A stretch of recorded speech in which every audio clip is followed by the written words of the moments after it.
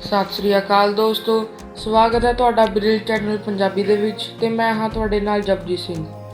ਅੱਜ ਦੀ ਇਸ ਵੀਡੀਓ ਦੇ ਵਿੱਚ ਆਪਾਂ ਗੱਲ ਕਰਾਂਗੇ ਭਾਰਤੀ ਰੇਲ ਅਤੇ ਭਾਰਤੀ ਰੇਲ ਨਾਲ ਜੁੜੇ ਰੌਚਕ ਤੱਥਾਂ ਬਾਰੇ। ਤਾਂ ਚਲੋ ਸ਼ੁਰੂ ਕਰਦੇ ਹਾਂ। ਪਹਿਲਾ, ਭਾਰਤੀ ਰੇਲ ਦੁਆਰਾ ਹਰ ਰੋਜ਼ 1,80,000 ਲੋਕ ਯਾਤਰਾ ਕਰਦੇ ਨੇ। ਦੂਸਰਾ, ਰੋਜ਼ 20 ਟਨ ਤੋਂ ਅਧਿਕ ਮਾਲ ਢੋਇਆ ਜਾਂਦਾ ਹੈ।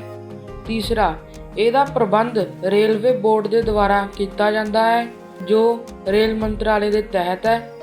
ਚੌਥਾ, ਭਾਰਤ ਵਿੱਚ ਰੇਲਵੇ ਦਾ ਆਰੰਭ 16 ਅਪ੍ਰੈਲ 1853 ਈਸਵੀ 'ਚ ਹੋਇਆ ਸੀ, ਜਦੋਂ ਪਹਿਲੀ ਰੇਲ ਗੱਡੀ ਮੁੰਬਈ ਤੇ ਠਾਣੇ ਦੇ ਵਿੱਚ 34 ਕਿਲੋਮੀਟਰ ਮਾਰਗ 'ਤੇ ਚਲਾਈ ਗਈ ਸੀ। ਪੰਜਵਾਂ, ਰੇਲ ਨੈਟਵਰਕ ਵਿਛਾਉਣ ਦਾ ਵਿਚਾਰ ਇੰਜੀਨੀਅਰ ਜਾਰਜ ਕਲਾਰਕ ਨੇ ਦਿੱਤਾ ਸੀ। ਛੇਵਾਂ, ਰੇਲ ਟਰੈਕ ਜਾਂ ਰੇਲਵੇ ਨੈਟਵਰਕ ਦੀ ਲੰਬਾਈ ਦੇ ਮਾਮਲੇ ਵਿੱਚ ਭਾਰਤ ਦਾ ਸਥਾਨ ਹਾਲ ਹੀ ਵਿੱਚ ਤੀਸਰੇ ਤੋਂ ਖਿਸਕ ਕੇ ਚੌਥੇ 'ਤੇ ਆ ਗਿਆ। ਸੱਤਵਾਂ, ਲਗਭਗ 14 ਲੱਖ ਲੋਕ ਭਾਰਤੀ ਰੇਲਵੇ ਇੰਡੀਅਨ ਰੇਲਵੇਜ਼ ਵਿੱਚ ਕੰਮ ਕਰਦੇ ਹਨ। ਅੱਠਵਾਂ, ਭਾਰਤੀ ਰੇਲਵੇ ਦਾ ਕੁੱਲ ਨੈਟਵਰਕ 64,099 ਕਿਲੋਮੀਟਰ ਹੈ। ਨੌਵਾਂ, ਸਾਲ 1996 ਤੇ 1997 ਵਿੱਚ ਰੇਲਵੇ ਬਜਟ ਵਿੱਚ 6 ਨਵੇਂ ਜ਼ੋਨ ਗਠਿਤ ਕਰਨ ਦੀ ਘੋਸ਼ਣਾ ਕੀਤੀ ਗਈ ਸੀ, ਜਿਨ੍ਹਾਂ ਦੀ ਸੰਖਿਆ ਹੁਣ ਵੱਧ ਕੇ 16 ਹੋ ਚੁੱਕੀ ਹੈ। ਤਾਂ ਚਲੋ ਹੁਣ ਜਾਣਦੇ ਹਾਂ ਭਾਰਤ ਵਿੱਚ ਮੌਜੂਦ ਰੇਲਵੇ ਜ਼ੋਨਾਂ ਬਾਰੇ। ਹੁਣ ਜਿਸ ਦੇ ਵਿੱਚ ਆਪਾਂ ਜਾਣਾਂਗੇ ਭਾਰਤ ਵਿੱਚ ਮੌਜੂਦ ਰੇਲਵੇ ਜ਼ੋਨਾਂ ਦੇ ਨਾਮ, ਉਹਨਾਂ ਦੀ ਸਥਾਪਨਾ ਕਦੋਂ ਕੀਤੀ ਗਈ ਸੀ ਅਤੇ ਉਹਨਾਂ ਦੇ ਮੁੱਖ ਦਫ਼ਤਰ। ਪਹਿਲਾ, ਉੱਤਰੀ ਰੇਲਵੇ ਯਾਨੀ ਕਿ ਨਾਰਥ ਰੇਲਵੇ। ਇਸ ਦੀ ਸਥਾਪਨਾ 14 ਅਪ੍ਰੈਲ 1952 ਨੂੰ ਕੀਤੀ ਗਈ ਸੀ ਅਤੇ ਇਸ ਦਾ ਮੁੱਖ ਦਫ਼ਤਰ ਦਿੱਲੀ ਵਿੱਚ ਹੈ। ਦੂਸਰਾ, ਪੂਰਵੋਤਰ ਰੇਲਵੇ ਯਾਨੀ ਕਿ ਨਾਰਥ ਈਸਟਰਨ ਰੇਲਵੇ। ਇਸ ਦੀ ਸਥਾਪਨਾ 1952 ਵਿੱਚ ਕੀਤੀ ਗਈ ਸੀ ਅਤੇ ਇਸ ਦਾ ਮੁੱਖ ਦਫ਼ਤਰ ਗੋਰਖਪੁਰ ਵਿੱਚ ਹੈ। ਤੀਸਰਾ, ਉਪ ਸੀਮਾਂਤ ਰੇਲਵੇ NEFR। ਇਸ ਦੀ ਸਥਾਪਨਾ 1958 ਵਿੱਚ ਕੀਤੀ ਗਈ ਸੀ ਅਤੇ ਇਸ ਦਾ ਮੁੱਖ ਦਫ਼ਤਰ ਗੁਵਾਹਾਟੀ ਵਿੱਚ ਹੈ। ਚੌਥਾ, ਪੂਰਬੀ ਰੇਲਵੇ ਯਾਨੀ ਕਿ ਈਸਟਰਨ ਰੇਲਵੇ। ਇਹਦੀ ਸਥਾਪਨਾ ਅਪ੍ਰੈਲ 1952 ਵਿੱਚ ਕੀਤੀ ਗਈ ਸੀ ਅਤੇ ਇਸ ਦਾ ਮੁੱਖ ਦਫ਼ਤਰ ਕੋਲਕਾਤਾ ਵਿੱਚ ਹੈ। ਪੰਜਵਾਂ, ਦਕਸ਼ਿਣ ਪੂਰਬ ਰੇਲਵੇ ਸਾਊਥ ਈਸਟਰਨ ਰੇਲਵੇ।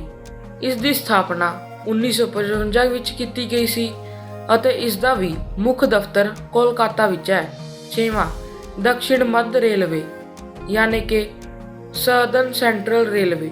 ਇਸ ਦੀ ਸਥਾਪਨਾ 2 ਅਕਤੂਬਰ ਦੇ ਦਿਨ ਯਾਨੀ ਕਿ ਗਾਂਧੀ ਜਯੰਤੀ ਦੇ ਦਿਨ 1966 ਵਿੱਚ ਕੀਤੀ ਗਈ ਸੀ ਅਤੇ ਇਸ ਦਾ ਮੁੱਖ ਦਫ਼ਤਰ ਸਿਕੰਦਰਾਬਾਦ ਵਿੱਚ ਹੈ।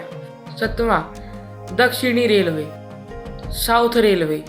ਇਸ ਦੀ ਸਥਾਪਨਾ 14 ਅਪ੍ਰੈਲ 1951 ਵਿੱਚ ਕੀਤੀ ਗਈ ਸੀ ਅਤੇ ਇਸ ਦਾ ਮੁੱਖ ਦਫ਼ਤਰ ਚੇਨਈ ਵਿੱਚ ਹੈ। ਅੱਠਵਾਂ, ਮੱਧ ਰੇਲਵੇ ਯਾਨੀ ਕਿ ਸੈਂਟਰਲ ਰੇਲਵੇ। ਇਸ ਦੀ ਸਥਾਪਨਾ 5 ਨਵੰਬਰ 1951 ਨੂੰ ਕੀਤੀ ਗਈ ਸੀ ਅਤੇ ਇਸ ਦਾ ਮੁੱਖ ਦਫ਼ਤਰ ਮੁੰਬਈ ਵਿੱਚ ਹੈ। ਨੌਵਾਂ, ਪੱਛਮ ਰੇਲਵੇ ਯਾਨੀ ਕਿ ਵੈਸਟਰਨ ਰੇਲਵੇ। ਇਸ ਦੀ ਵੀ ਸਥਾਪਨਾ 5 ਨਵੰਬਰ 1951 ਵਿੱਚ ਕੀਤੀ ਗਈ ਸੀ ਅਤੇ ਇਸ ਦਾ ਮੁੱਖ ਦਫ਼ਤਰ ਵੀ ਮੁੰਬਈ ਵਿੱਚ ਹੈ। ਦਸਵਾਂ, ਦਕਸ਼ਣ ਪੱਛਮ ਰੇਲਵੇ ਸਾਊਥ ਵੈਸਟਰਨ ਰੇਲਵੇ। ਇਸ ਦੀ ਸਥਾਪਨਾ 1 ਅਪ੍ਰੈਲ 2001 ਵਿੱਚ ਕੀਤੀ ਗਈ ਸੀ ਅਤੇ ਇਹਦਾ ਮੁੱਖ ਦਫ਼ਤਰ ਹੁਬਲੀ ਵਿੱਚ ਹੈ। 11ਵਾਂ, ਉੱਤਰ ਪੱਛਮ ਰੇਲਵੇ ਯਾਨੀ ਕਿ ਨਾਰਥ ਵੈਸਟਰਨ ਰੇਲਵੇ। ਇਸ ਦੀ ਸਥਾਪਨਾ 1 ਅਕਤੂਬਰ 2002 ਵਿੱਚ ਕੀਤੀ ਗਈ ਸੀ ਅਤੇ ਇਹਦਾ ਮੁੱਖ ਦਫ਼ਤਰ ਜੈਪੁਰ ਵਿੱਚ ਹੈ। 12ਵਾਂ, ਪੱਛਮ ਮੱਧ ਰੇਲਵੇ ਵੈਸਟਰਨ ਸੈਂਟਰਲ ਰੇਲਵੇ। ਇਸ ਦੀ ਸਥਾਪਨਾ 1 ਅਪ੍ਰੈਲ 2003 ਵਿੱਚ ਕੀਤੀ ਗਈ ਸੀ ਅਤੇ ਇਸ ਦਾ ਮੁੱਖ ਦਫ਼ਤਰ ਜਬਲਪੁਰ ਵਿੱਚ ਹੈ। 13ਵਾਂ, ਉੱਤਰ ਮੱਧ ਰੇਲਵੇ ਨਾਰਦਰਨ ਸੈਂਟਰਲ ਰੇਲਵੇ। ਇਸ ਦੀ ਸਥਾਪਨਾ 1 ਅਪ੍ਰੈਲ 2003 ਵਿੱਚ ਕੀਤੀ ਗਈ ਸੀ ਅਤੇ ਇਸ ਦਾ ਮੁੱਖ ਦਫ਼ਤਰ ਇਲਾਹਾਬਾਦ ਵਿੱਚ ਹੈ। 14ਵਾਂ, ਦਕਸ਼ਣ ਪੂਰਬ ਮੱਧ railway south eastern central railway. ਇਸ ਦੀ ਸਥਾਪਨਾ 1 ਅਪ੍ਰੈਲ 2003 ਨੂੰ ਕੀਤੀ ਗਈ ਸੀ ਅਤੇ ਇਸ ਦਾ ਮੁੱਖ ਦਫ਼ਤਰ ਬਿਲਾਸਪੁਰ ਵਿੱਚ ਹੈ। 15ਵਾਂ, ਪੂਰਬ ਤੱਟੀय ਰੇਲਵੇ ਈਸਟਰਨ ਸੈਂਟਰਲ ਰੇਲਵੇ।